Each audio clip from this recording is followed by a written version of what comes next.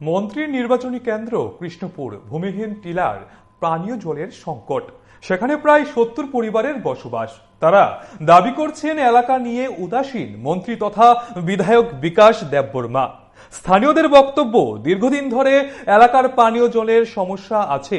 যদিও বড় মেশিন বসানো হয়েছিল, তবে জল সরবরাহ হচ্ছে না, এমনটাই অভিযোগ স্থানীয়দের।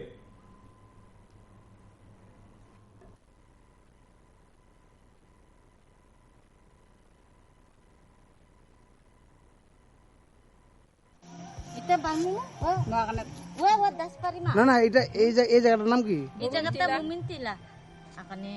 আচ্ছা, আপনার এলাকার মধ্যে পানীয় জল আয়নি ঠিকভাবে?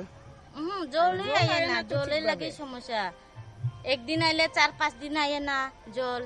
একদিন কিটা মাথাটাতে একবারে আমরা মাথা থেকে লাস্ট দিকে জলই আয় না এক ফুটাও। সাপ্লাই লাইন দেখলাম আছে। আয় না জলের লাগে যে কষ্ট, আমরা নিচের থেকে তুলন লাগে। কলের থেকে জল আনে, মানুষের কলের থেকে গালি দেয় জল আনতে। তো এই এলাকার মধ্যে আয়নি মন্ত্রী? মন্ত্রী তো একদিন আসে না, একবার আসলো খালি ভোটের আগে। মন্ত্রী নির্বাচন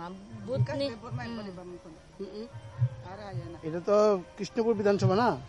তো সমস্যা, জলের সমস্যা, রাস্তার সমস্যা, এগুলোই আমরা বেশি সমস্যা।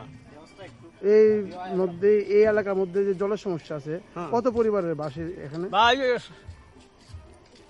আমরা এখানে আছি টিলার মধ্যে প্রায় ৭০ পরিবারের মতো। ৭০ পরিবার মধ্যে মনে করো 10 পরিবার পাওয়া যায়, আর সব বাকি পাওয়া যায় না। জল পাওয়া যায় না।